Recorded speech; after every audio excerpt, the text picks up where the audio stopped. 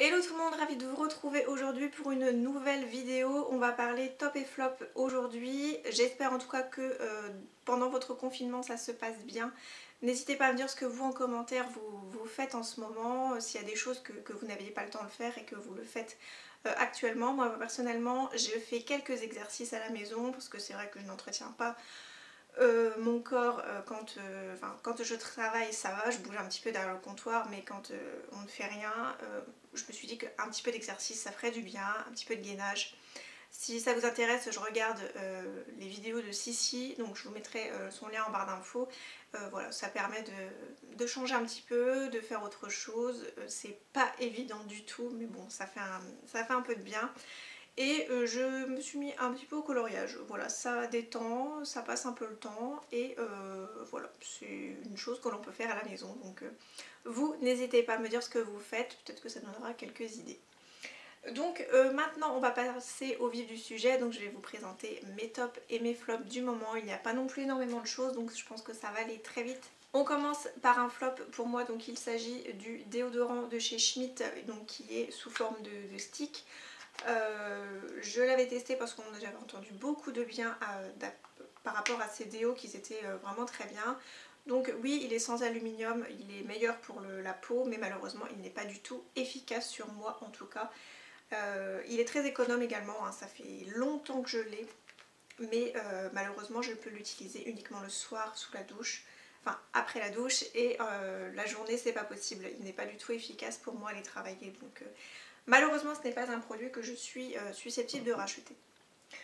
En parlant de douche, je voulais vous présenter, donc là j'en ai plusieurs, hein, c'est un nouveau, c'est le gel douche à la fleur d'oranger et à l'amande de chez Yves Rocher. C'est une petite pépite en pot ce gel douche. Si vous avez l'occasion de le tester prochainement après notre confinement, quand on pourra refaire du shopping, voilà, donc si vous avez l'occasion de le tester une fois, je vous le conseille. Il a vraiment une super odeur, je trouve que ça a une odeur de vacances, donc c'est un peu bête de dire ça, mais je trouve que ça me fait vraiment penser aux vacances dans le sud de la France, voilà, c'est tout ça.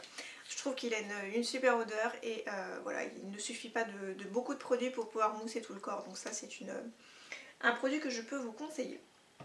Ensuite, on repasse à un produit qui m'a un peu déçue, donc on va dire que ce n'est pas du tout un top ni un flop, mais c'est un produit que je ne peux pas utiliser pour son principal job en fait.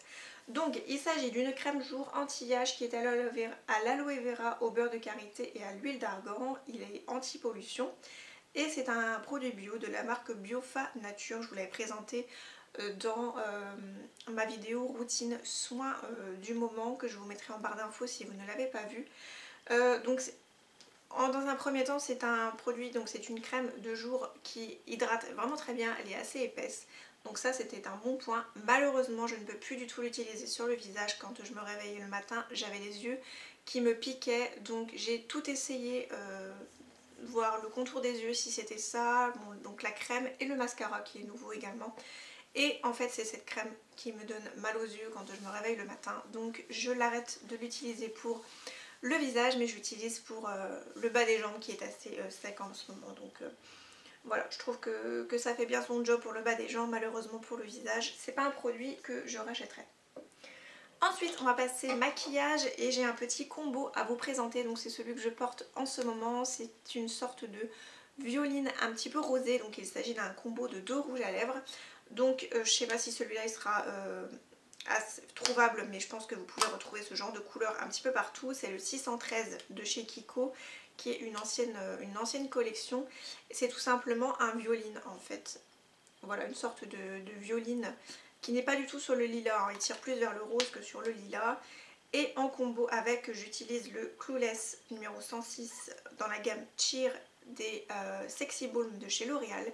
Et ça vient donner la pointe rosée au combo en fait.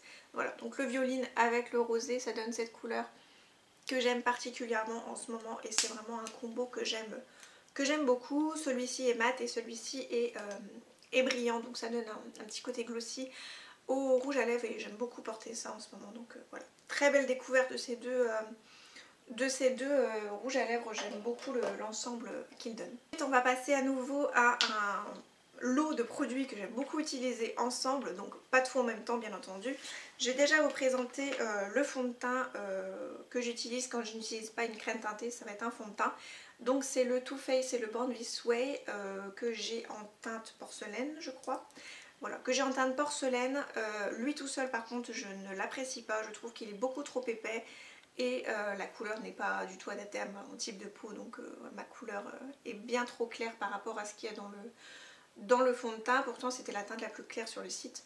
Je crois qu'ils ont ressorti des teintes depuis, mais voilà, je l'ai depuis très longtemps.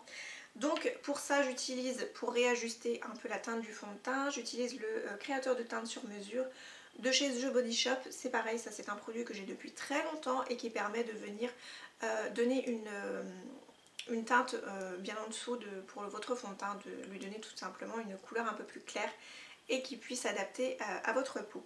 Donc voilà, ça j'utilise vraiment ensemble quand j'utilise le fond de teint. Et avec j'utilise également des illuminateurs pour le visage. Donc j'ai une teinte rosée et j'ai une teinte un peu plus champagne. Le champagne vient de chez Primark et le rosé de chez L'Oréal. Et j'aime beaucoup les mettre ensemble en fait, enfin, de les mettre en duo, enfin en trio même avec le blanc parce que ça donne tout de suite un côté beaucoup plus lumineux au teint et un côté plus réveillé. Et je trouve que ça mange pas de pain hein, quand on est en hiver, on a un peu le teint assez terne. Et je trouve que ce type de produit est vraiment super et ce sont des tout petits prix. Celui-ci vous pouvez le trouver facilement en grande surface, donc c'est vraiment super. Et celui-ci chez Primark, voilà. Donc je vous conseille ce type de produit si comme moi vous voulez quelque chose de lumineux sur le visage. Et que tout simplement ça ne fasse pas non plus boule à facettes. Je trouve que c'est vraiment le type de produit qui est assez bien. Et avec tout ça j'utilise le Beauty Blender tout simplement pour pouvoir estomper le tout. Je mets tout sur ma main et puis je viens faire des petits points sur mon visage et je viens tout mettre, tout fondre au Beauty Blender et je trouve que le rendu est vraiment top.